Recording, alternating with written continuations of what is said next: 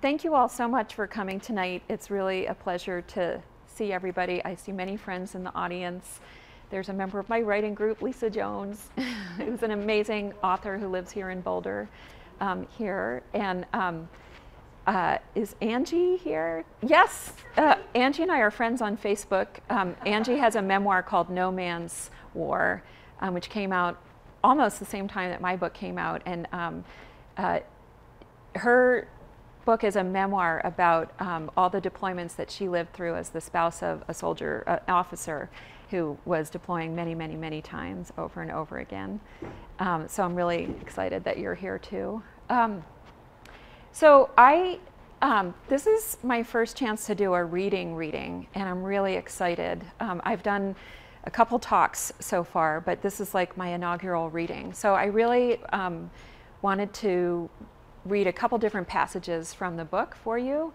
I have a paragraph about each of the three main characters, and they're new material that I haven't read from before. And then I wanted to read a little bit about their time in Afghanistan and a little bit about their time in Iraq. And then we'll do questions. So, the first veteran that I'm going to read about is a young woman named Michelle Fisher, and she's kind of the main character of this book. And I met her in 2010.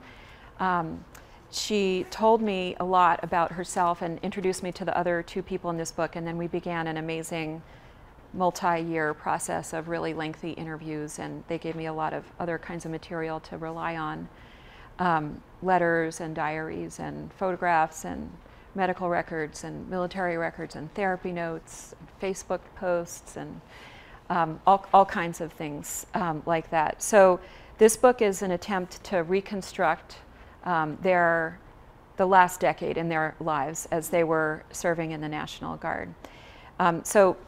The three women are really different in age and really different in political perspective, and that's one of the great joys of spending time with them. They're very close friends, and they don't agree about the essential enterprise that they're involved in together. So they have many conversations about what it all means. So Michelle, the youngest of the three women, was 18 years old when she enlisted in the spring of 2001. I'm going to read a passage from the previous fall. She had just voted for Ralph Nader. She's very left-leaning, and I'm actually going to switch to my reading glasses because I realize I'm that age where it's really hard to read with my regular glasses on. So, excuse me. Here we go. Otherwise, I'd have to hold the book like 5 feet away. Okay.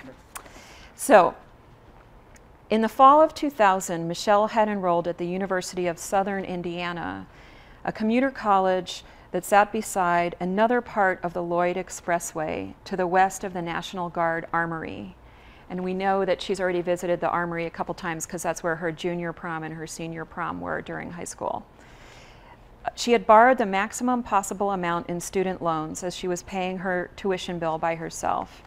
As she began her college career, Michelle was sharing a one-bedroom apartment with her mother, working as a waitress at a steakhouse called the Golden Corral, and driving back and forth to classes in the tank. That's what she named her 1994 silver Ford Tempo. It had been a gift from her father.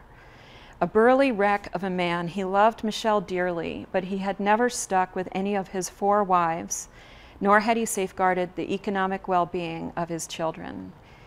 He had bought the car used for $2,000 and had given it to Michelle in lieu of paying the $40,000 in child support that he owed to her mother. Michelle's mother eked out a thin existence with occasional welfare checks, irregular factory jobs, regular packs of Marlboro Lights, and a steady supply of double cola.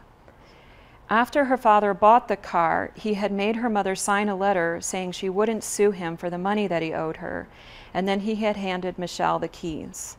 She liked to joke that she drove a $40,000 beater. The joke encapsulated everything about her childhood. what she had been given, what her parents had failed to provide, and the spark that let her laugh about it all, especially the parts that were not really funny.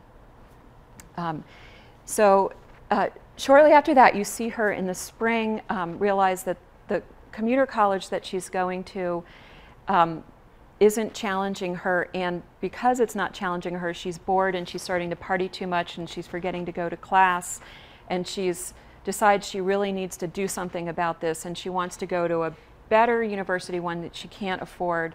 So she walks into the recruiter's office and says she wants to sign up for the National Guard, because she had heard the recruiters come to her high school and explain she could get a free ride to college if she signed up. So that was her motivation for enlisting. And